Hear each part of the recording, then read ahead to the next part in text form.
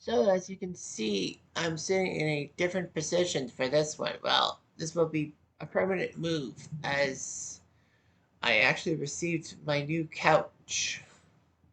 Like it? Yeah, it's a two-seater. It's like movie theater seats and all that. But yeah. So I upgraded from my beaten down brown couch that made me sink while I was doing it to basically standing upright, and I don't have to fiddle with my laptop screen for the recording. But anyhow, nevertheless, the fact of the matter is that there have been massive chokes in major sports in baseball, basketball, football, and hockey. Of course, we're covering baseball first and foremost. Some chokes that are not talked about much. The 1987 Blue Jays having a 3.5 game lead in the final 7 days of the season and choking that to lose to the Tigers on the final day of the season in Detroit, no less. And the Blue Jays choking in the AL wildcard in 2022, up 8-1 with a chance to force a tiebreaker game. They choked that lead, and the Mariners ended up winning the game in Toronto. Heartbreaking for me. But the fact of the matter is that what if I told you there was a massive choke that if the playoff series, if the playoff format today, if it happened in the playoff format today, it'd be like, no big deal. This team would definitely get a wild card spot. They definitely would make the playoffs. But what if I told you that there was no room for error and you had to be the best in your league to make the World Series and not have an LCS or wildcard series to fall back on? This is the story of the 1964 Philadelphia Phillies. You've got Jeff Diamond, you've got one man, you've got a hat, a bat, and that's definitely not all. You got the bleachers, got from spring to fall, you got a dog, a drink, and that umpire's call. What do you want? Let's play what if. Okay, okay, Cutter, do some what ifs. Okay, Cutter, do some what ifs. So the Philadelphia Phillies are a classy organization. They've done well. They're a city of brotherly love. Don't tell that to Eagle fans.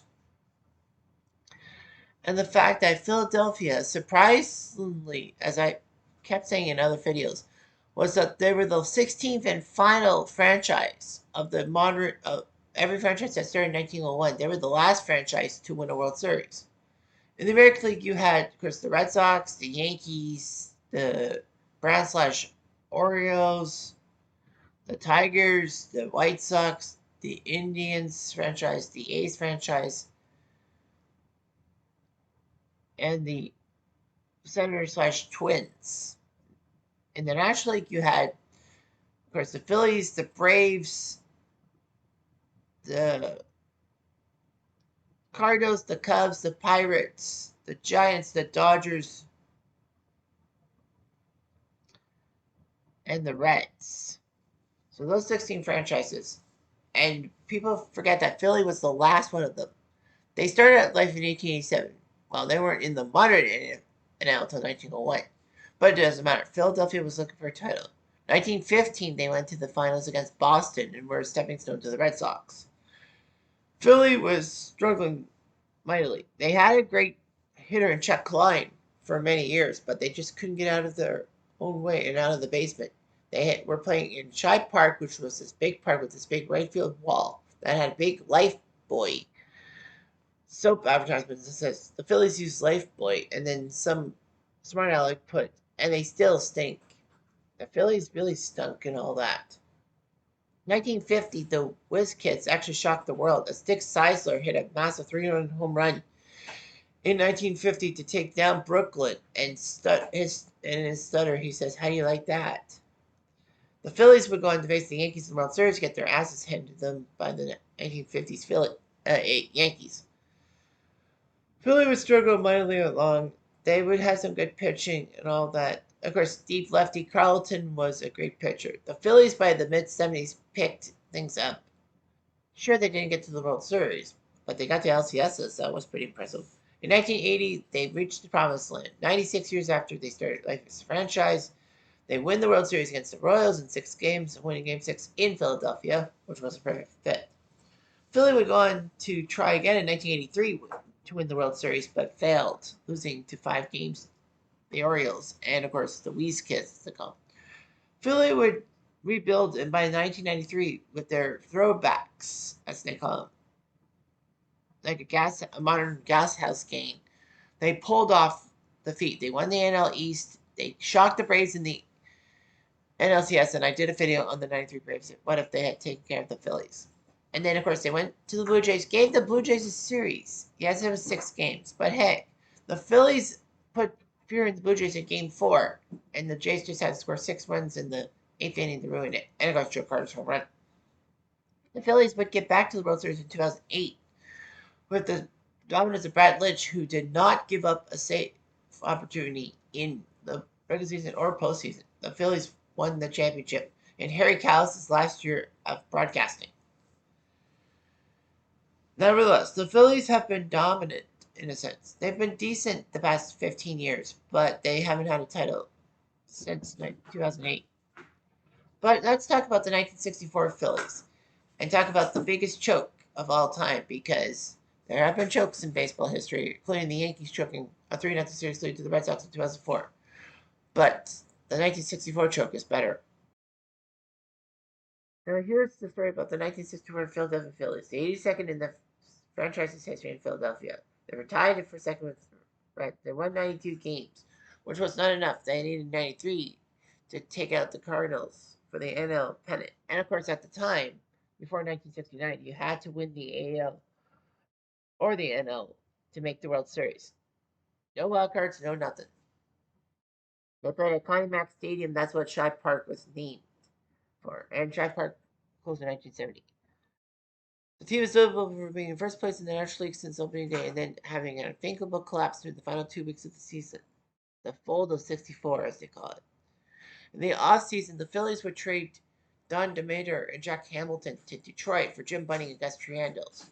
It was huge. The Phillies were going to get a good catcher, and Jim Bunning was a star pitcher for the Tigers. It was like weird how Jim Bunning would go on to pitch a perfecto for the Phillies and, be a good pitcher for that team. From 1919 to 1947, they finished dead last 17 times and next last 7 times. So in those 29 seasons, they were in the bottom 24 times. They even were in a cartoon and a baseball magazine depicted a ball player arriving at a French Fort Legion-Annapolis explaining, "I was released by the Phillies." But Gene Mock, the legendary manager, came through in 1960, and he was hoping to do well. Although the Phillies would lose 107 games in 1961, including losing 23 straight games, I think that's still the National League record for those losses in a row. They were respectable and all that. Chris Shorts came up through the crew. Aaron Mahaffey, Dennis Bennett, and Ray Culp. Dallas Green, future Cubs and Phillies manager, was on that team as a pitcher. Rick Wise was a rookie. Clay Timberville and Gus Triangles would split things, all that. They had a good shortstop in Bobby Wine, a good second baseman in Tony Taylor. Mock could platoon, all that. Dick Allen came up as a rookie showing a lot of promise. Well, the opening day lineup, as you see, is Tony Taylor, Johnny Callison, Richie Allen, Roy Sievers, former Washington star, Tony Gonzalez, not that Tony Gonzalez from Medical Faith, Danny Cater, Clay Jimperville, Bobby Wine, and Dennis Bennett. The outfield was pretty good. And of course, the big move was Bunny and all that. Bunny was having a mediocre season with Detroit, and a lot of people thought his career was over and all that. Little did people know about how good Bunny would be in Philly. Philly looked pretty good. Johnny Callison was having a career year in the outfield and was a contender for MVP. And Richie Allen could have been Rookie of the Year, which he was. Well, Richie Allen became Dick Allen. So yeah, Dick Allen was Rookie of the Year. Jim Bunning was a good pitcher. Chris Short looked pretty good and all that. But Short did not want to be the ace. He wanted to be he was the number two, Bunning being the ace. Johnny Callison was actually named the All-Star MVP after hitting a three-run home run in the ninth inning to walk off the All-Star game in Shea Stadium against the Red Hats. The Phillies would acquire Frank Thomas, not that Frank Thomas, from the Mets, from the expansion Mets, and Vic Power from the LA Angels to shore up the bench for the pennant run. Of course, as I said, Jim Bunning with that perfect game. It said from opening day, Bunning thrived in the National League, going 6-2 the first 2 months, and got the start for the first game of a doubleheader against the New York Mets. And he threw the first perfect game in the National League in modern history. 1880, well, sure. Yeah, like almost a lot of perfectos. We saw Eddie Jostra, perfect game, Cy Young, Charlie Robertson, Don Larson. Those guys were all in the American League. The National League never had one. So anyway, Tracy Stallard, the guy who gave up Maris's 61st home run, started for the Mets. It was a decent game. Phillies would score 4 runs in the sixth to take a 6-0 lead, and Bunny would have a great performance and all that. The Shea faithful actually were rooting for Jim Bunny to throw a perfect game by the ninth inning. All that.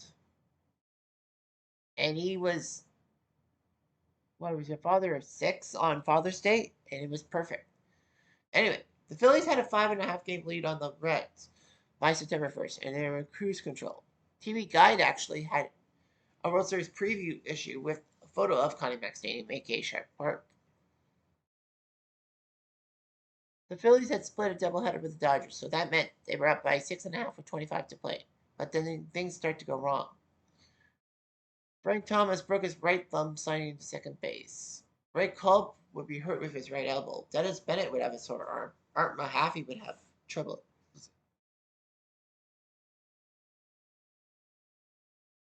So anyway, there were a few problems and all that. So by September 20th, the Phillies were up by 6.5 with 12 to play. So no big deal. Every team goes through a hiccup. But on September 21st, they were going to Philly for a 3-game series against the Reds. It would be a 7-game homestand, including 4 against the Milwaukee Braves. The Phillies knew if they swept the Reds, that was it. They were going to win the NL. They were their final 5 games were on the road. They were in St. Louis for 3 and Cincy for 2. So anyway, Arba Happy pitched. It was a battle royal.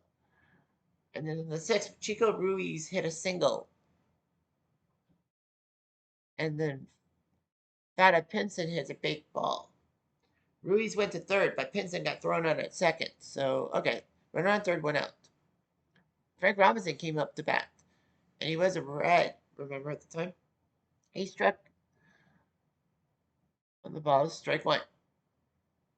But Ruiz, noting that Mahaffey had not checked him before pitching, decided to break for home plate for a steal home, which you rarely see nowadays. Mahaffey threw a terrible pitch, and Chico Ruiz stole home. And that was technically the game's only run. It was 1-0 for the Reds. Lots of Phillies from 1964, including Dick Allen, said the play broke our humps.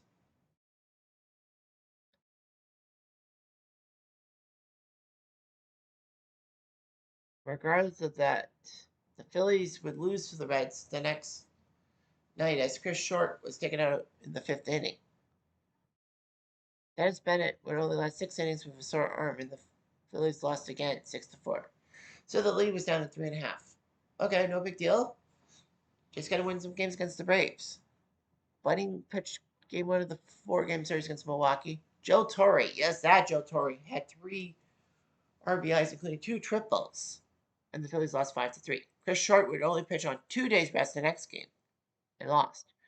Then the Braves won 6-4 as Mahaffey started. Bunny would pitch the 4th and final game on 2 days rest and lose 14-8.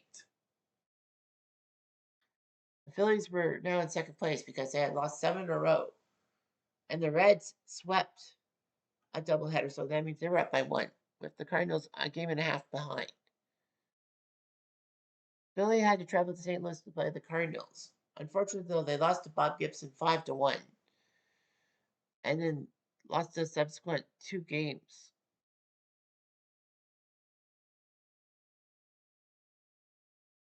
The Phillies did beat the Reds in the final 2 games, 4-3 and 10-0 against the Reds. However, they ran out of time, and the Cardinals were the NL champions. But at least they screwed the Reds over. It was amazing. A 10-game losing streak and all that. A lot of people said that it was just not meant to be. The biggest mistake was G Mock riding Chris Short and Jim Bunning on like 2 days rest and all that. The Phillies would not come back out of being inaugurated until 1976. There's several books and all that.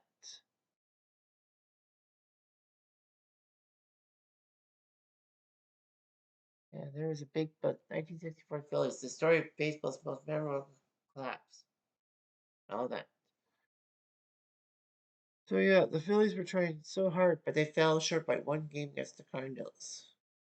Also, the fact is they were 5-13 against those pesky Cardinals.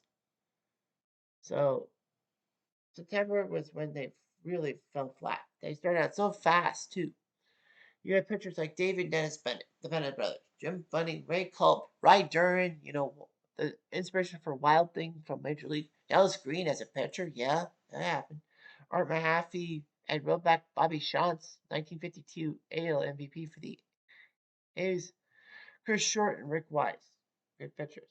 Yeah, Drample and Triandos, the catchers. Dick Allen, Vic Power, a young Vic Power, I guess. Roy Severs, Tony Taylor, and Bobby White at infield.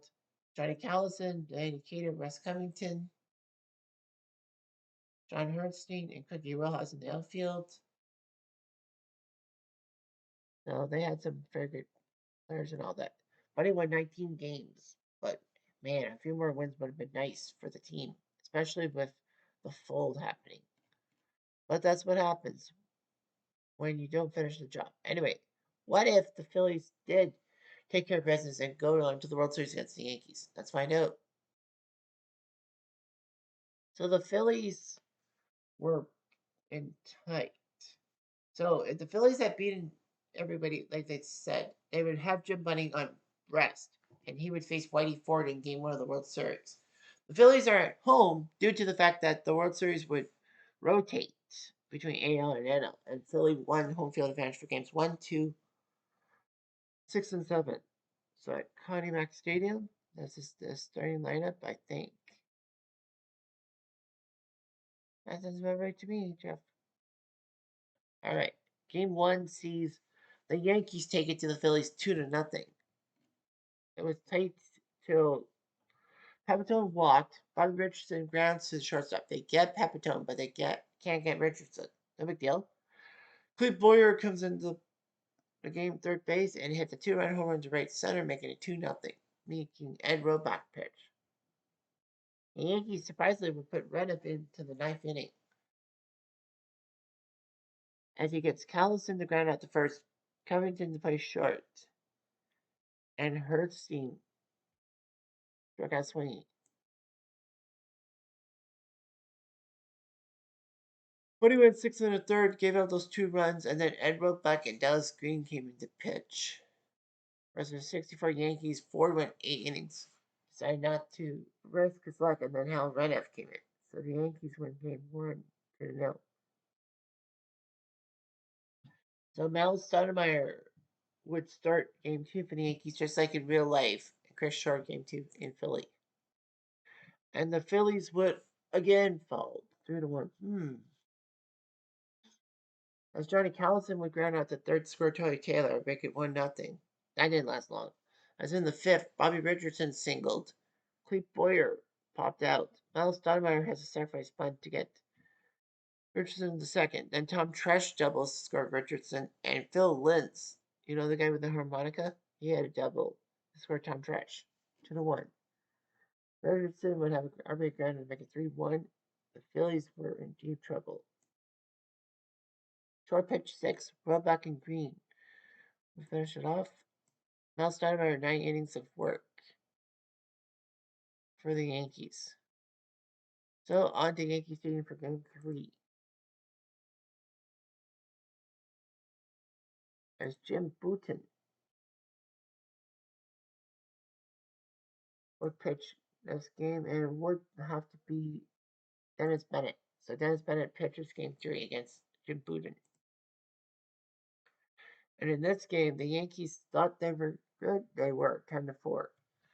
Bennett came in the pitch. Tresh doubled. Lins walked. First and second. Mickey Mantle hit a double down the line. Scored Tresh and Lins. Then Roger Maris singled to score Merritt total. And that was 3-0. And then in the second, Jim Bouton hits a single to center. And of course, the famous line, DH, I don't need no stinking DH, happened. Trash singled, Lins walked. Mantle hit an RBI single to score Bouton and Trash. Maris hits in for the choice, and then Nelson Howard singles to score Lins. Regularly, Phillies go to the bullpen for Rick Wise, and he has a terrible throw to score Roger Maris. 7-0. The Phillies made it interesting in the sixth. Taylor singled. Gonzalez singled. First and second. Allen scores Taylor. And then Johnny Callison comes in for a 3-run shot, make it 7-4. And Roebuck came in the pitch. He got Lint. By Manto single. A home run. Singles a home run. Hector Lopez came in to pinch it for Bouton. And it's a double score Boyer. And then Renouf comes in. Manto hits a left field home run. 10-4. Jim Buddha goes 7, Hal Randolph goes the final 2. Mantle 2 on 6 RBIs. Dennis Bennett inning the third. Rick Wise went 3 2/3, but couldn't pitch longer. Rolled back 2 innings, and John Boozer. He may be a loser. So Art Mahaffey pitches game 4 against Al Downing. Can the Phillies win? The answer is yes, no. Not even close. Yes, no, I don't know. Yep, not even close. The Phillies would be swept by the Yankees, so the Yankees 3-0 in the third. Lentz doubled to score Downing and Trash. Mantle single to score Lentz. Powerful runs out. Clint Boyer single to score Pepitone, and Downing double play to make it 5-1. Callison hits one down the line for a cheer deep for Taylor. That's all single scored Art Johnson.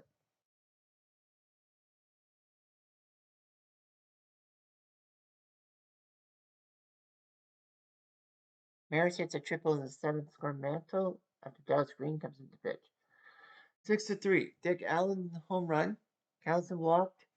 Covington singles. Bernstein makes ball 4. Bases loaded. Here's Mickelson. Morrow down the left field line. No. Davenport lines up. Cookie Rojas comes in to pinch it for Shantz. And the Yankees win 6-4. Al Downing 7 innings. Reniff the 8th. Mickelson the 9th. And the Yankees are to think kind of definitive closer. Mojave 5. Rollback innings. 3rd. Green and Shantz. So that's it. The Phillies would have been swept by the Yankees. So I guess it was good that the Phillies folded. But they saw the Cardinals win the World Series. But such is life. And I'm Jeff Diamond, I do.